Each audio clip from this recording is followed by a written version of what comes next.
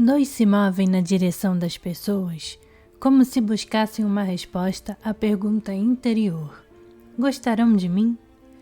Têm uma necessidade marcante de afeição e de aprovação. Querem ser amados, protegidos, querem se sentir importantes na vida de outras pessoas. Foram crianças que ganharam carinho e segurança, satisfazendo os desejos alheios.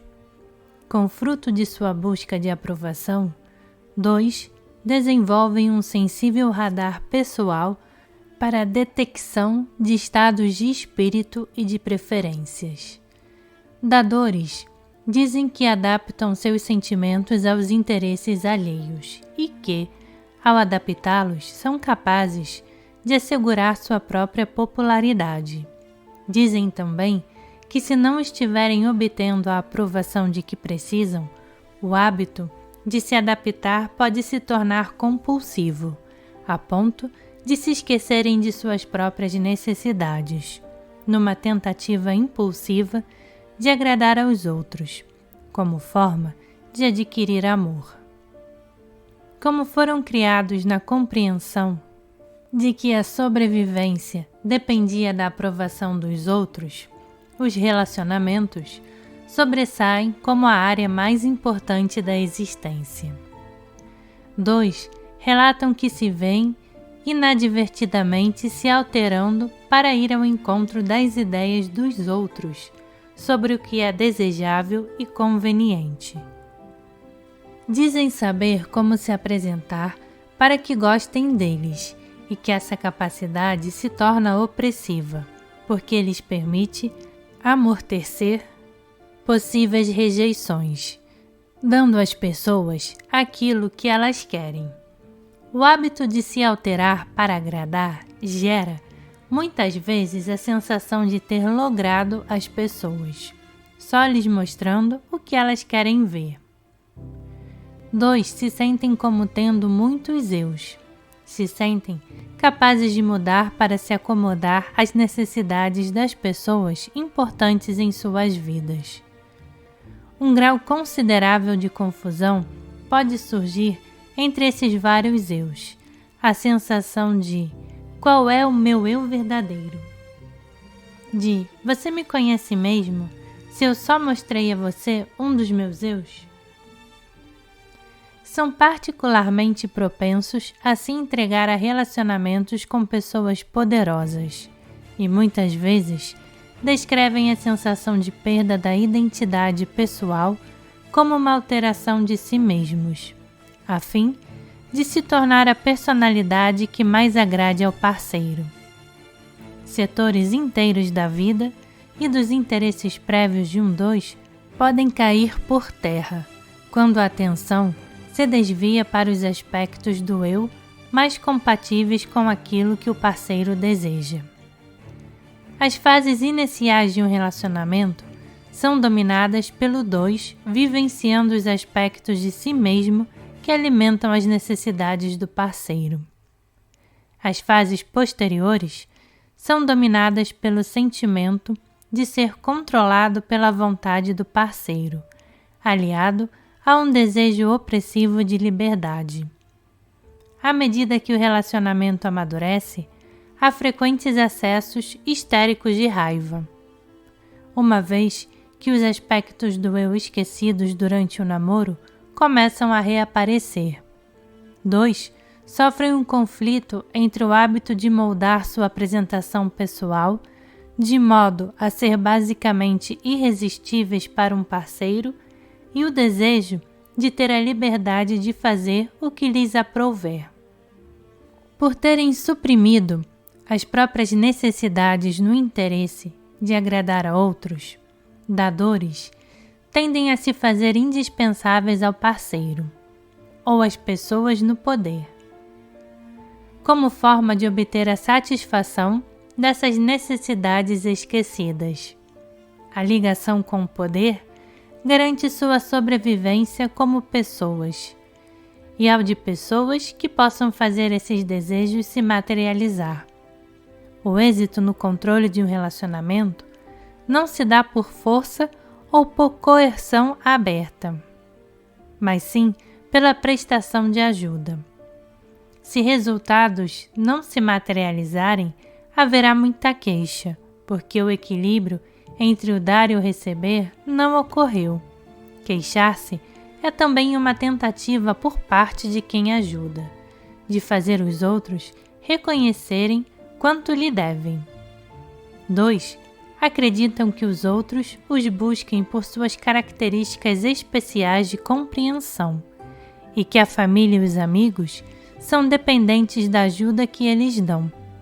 Se seus esforços não forem reconhecidos, ou se a aprovação lhes for negada, 2 se sentirão pungidos, como se seu valor dependesse de como são vistos pelos outros. Um tapinha de aprovação infla a presunção. Sem mim, não podiam ter feito acontecer. Um olhar de desdém de alguém importante produz sensações dolorosas de esvaziamento. Tenho de fazer essa pessoa gostar de mim novamente. Esse é o tipo da mãe judia, do assistente e do conselheiro. Se uma deferência especial deixar de se materializar depois de tanta assistência de alto nível, quem surgirá é o manipulador, o operador por trás dos bastidores, a eminência parda. As preocupações do 2 compreendem obter aprovação e evitar a rejeição, orgulho pela importância de si mesmo nos relacionamentos, nunca teriam feito sem mim, orgulho pela satisfação das necessidades alheias, não preciso de ninguém, mas todo mundo precisa de mim. Confusão entre os inúmeros eus que se desenvolvem a fim de satisfazer nas necessidades alheias. Cada um de meus amigos requer uma parte diferente de mim.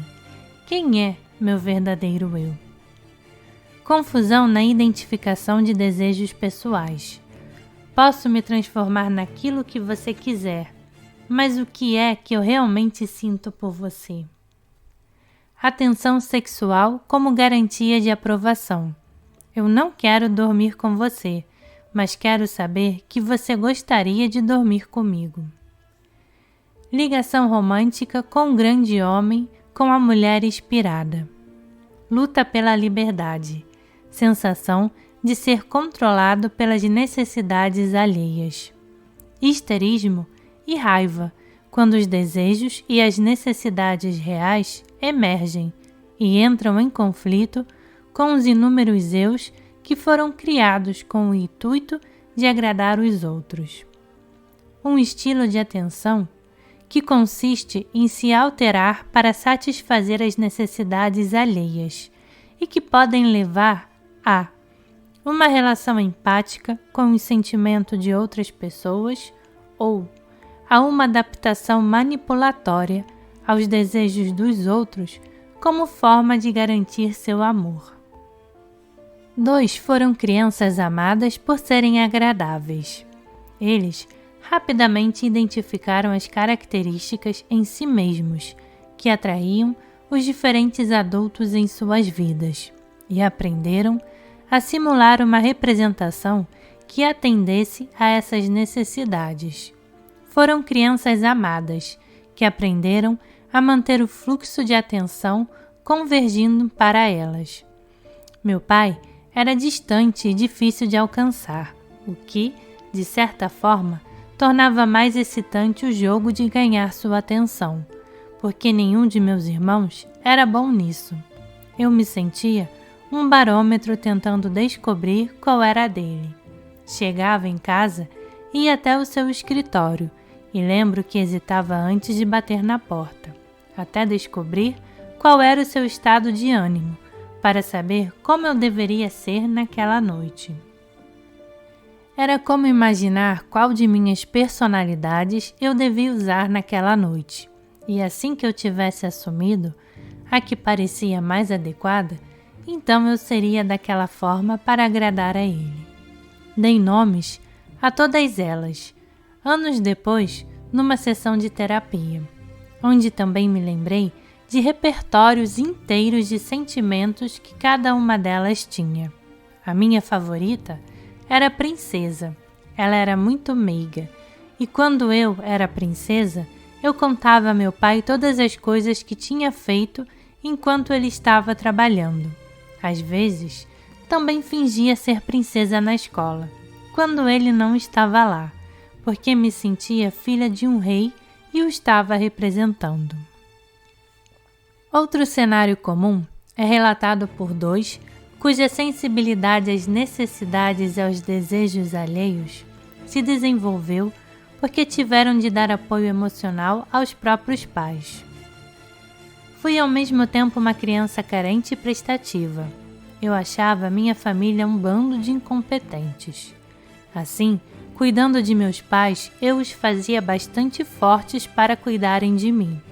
Eu fazia com que eles fossem à igreja nos domingos, porque achava que isso lhes dava força, e sabia que, por trazê-los para a fé, eu era a favorita de Jesus na escola dominical.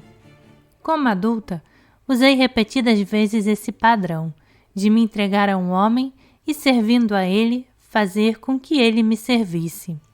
Eu trabalhava e dava a ele o dinheiro para que nos sustentasse, para que ele pagasse as minhas coisas. Se eu pensasse que era eu quem de fato cuidava de mim mesmo, era como se eu não fosse amada, porque não estava sendo cuidada por ele. Outro protótipo da infância é descrito por dois que perceberam as possibilidades manipulatórias de se tornar indispensáveis e amados, e usaram suas capacidades de sedução para extrair de outras pessoas o que precisavam. Eu vivi uma espécie de triângulo amoroso. Meu pai era bondoso e muito divertido. Minha mãe estava sempre atrapalhando. Então, eu simplesmente a colocava em primeiro lugar e a minha em segundo. E não brigando com ela, sempre conseguia tudo o que queria dele. A coisa era pura sedução, mas não de uma maneira física. Sempre houve esse vínculo forte entre nós. Ele queria me controlar, então eu o bajulava sendo boazinha, ou então lhe desobedecia na cara. Eu desobedecia não porque quisesse mesmo sair com o rapaz errado, ou porque quisesse chegar em casa à tarde, mas porque, desobedecendo, eu recebia dele uma atenção possessiva que me fazia sentir quanto eu era importante. Dois dizem que seu senso do eu se desenvolve a partir da forma como os outros reagem com eles.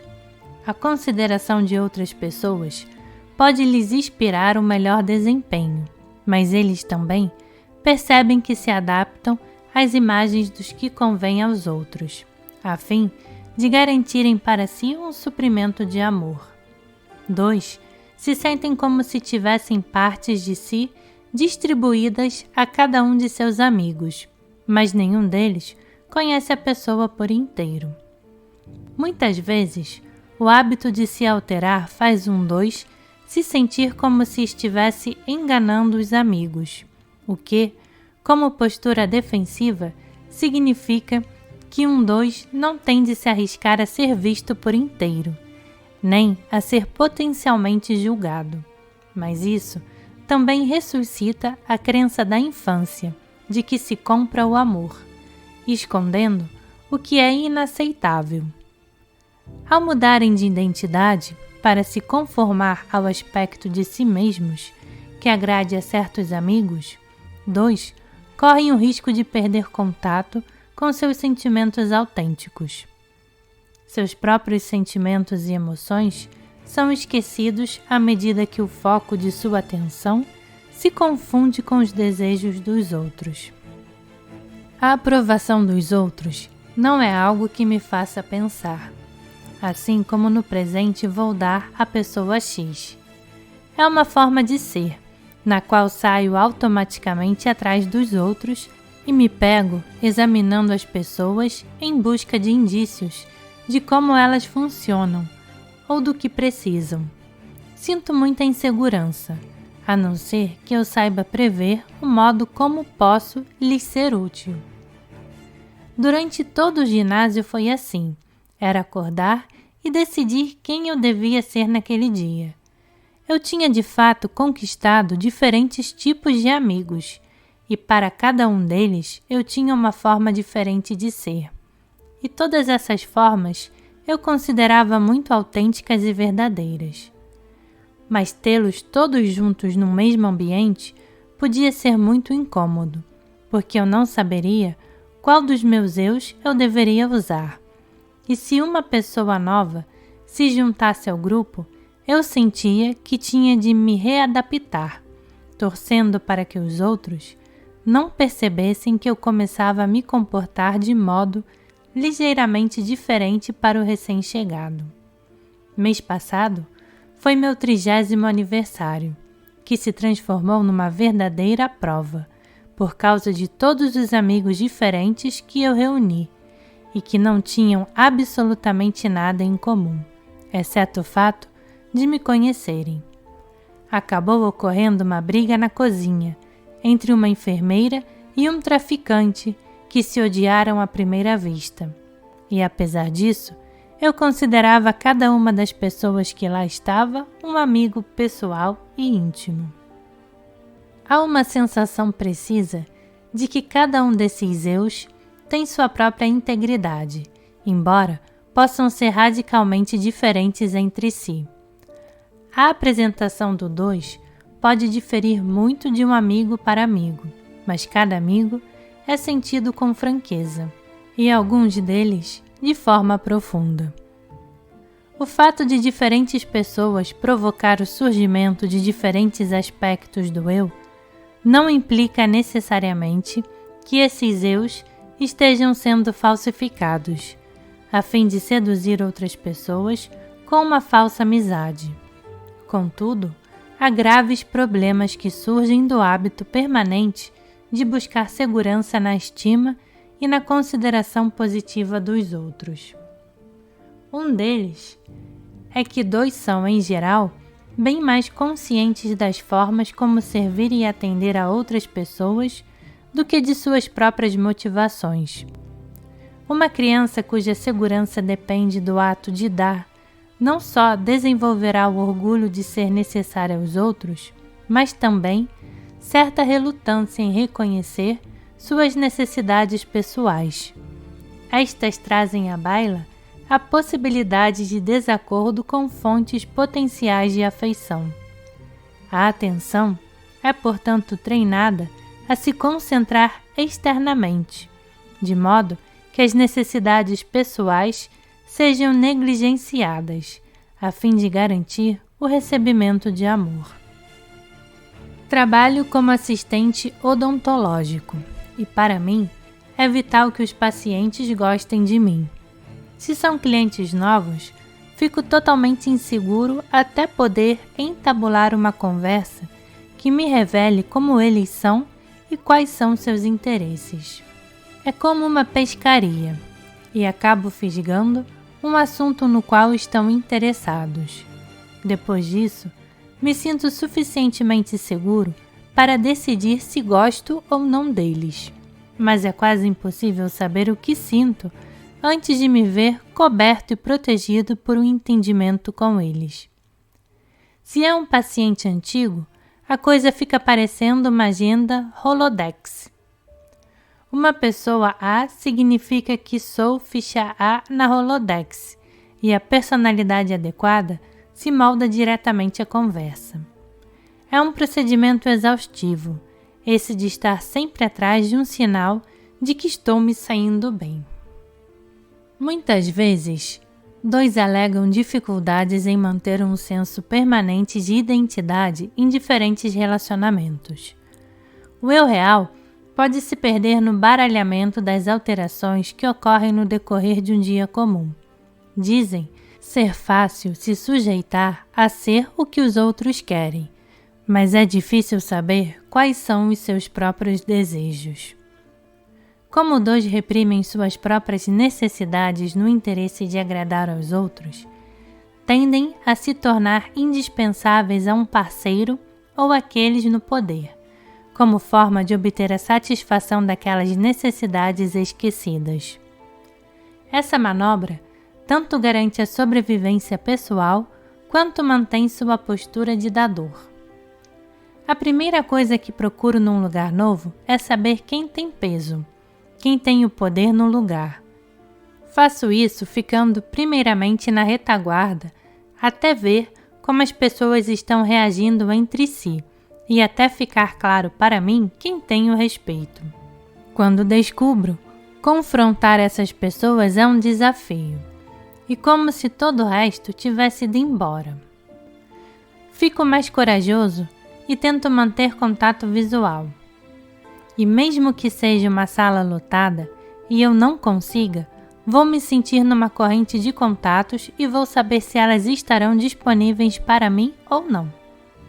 É a sensação de estar sendo atraído para elas e de elas parecerem estar cruzando a sala na minha direção, mesmo que não tenham feito sequer um movimento.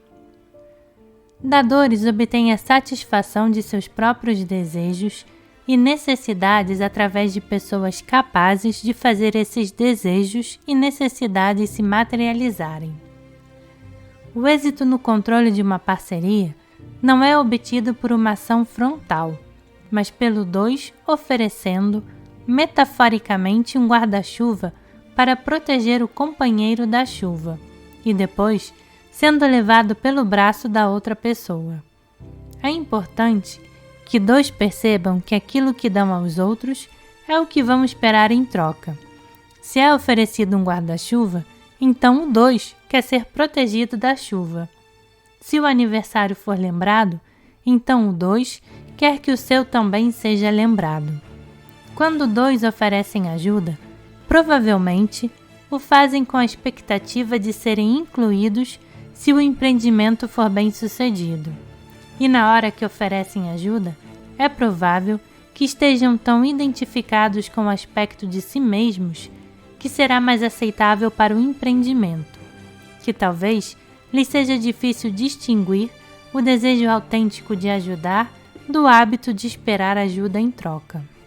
Muitas vezes, o hábito de dar para receber opera no nível profundamente inconsciente do comportamento, e tais, como todas as formas obsessivas de ser, deve ser trazido ao nível consciente da atenção a fim de ser relaxado. 2. Relatam vários padrões de dar para receber, os quais observam em si mesmos. É como se eu tivesse uma rede de sistemas de apoio à vida, estendida a todos os meus amigos. A alimentação parte de mim para eles, mas por fim, eu me canso de ter de mostrar entusiasmo por tudo aquilo em que eles se metam.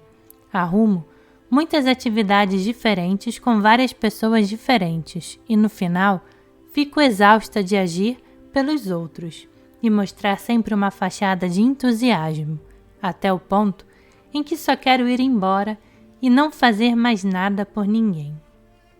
Como a identidade dessa mulher depende imensamente da consideração alheia, ela se insere nas vidas de seus amigos, torna-se essencial para eles e depois se queixa de seu esgotamento se o retorno não se materializa. Há muita reclamação se o equilíbrio entre dar e receber não se estabelece e uma tentativa inconsciente por parte dessa ajudadora de forçar os outros a reconhecer quando devem, por ela, tê-los assistido. A síndrome da mãe judia não passa de uma tática inconsciente na qual uma pessoa dá a outra com o intuito de obter algo em troca. Outra tática é cessionar partes do eu para diferentes pessoas, como na fórmula de apresentação Madonna e prostituta, onde a mesma mulher oferece aspectos radicalmente diferentes de si para diferentes homens. Ou no caso de um homem, ele oferece diferentes aspectos de si mesmo para mulheres várias. Outro exemplo do dar para receber aparece em certas apresentações flagrantemente sexuais dos dadores.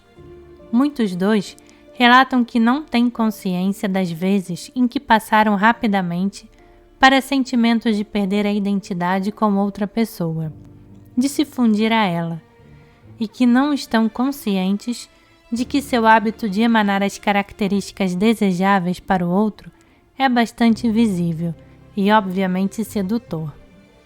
Mesmo que a manobra sedutora seja inconsciente, 2 muitas vezes confrontam aqueles que se ressentem das implicações de uma forte presença sexual. Em tais casos, dadores acabam se defendendo. Não fui sedutor, não disse nada de impróprio, fui inocente. E podem verdadeiramente acreditar nessa história, porque simplesmente não percebem a força com que suas alterações internas se transmitem para outras pessoas. Um 2 sem percepção pode aparecer vestido com roupas reveladoras e levar uma conversa para considerações sobre o amor, sem fazer ideia da clareza com que ele ou ela está emitindo sinais sexuais a fim de obter a resposta de que é atraente ou amável.